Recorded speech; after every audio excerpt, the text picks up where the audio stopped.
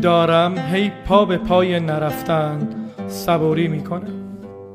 صبوری میکنم تا کلمات عاقل‌تر شوند.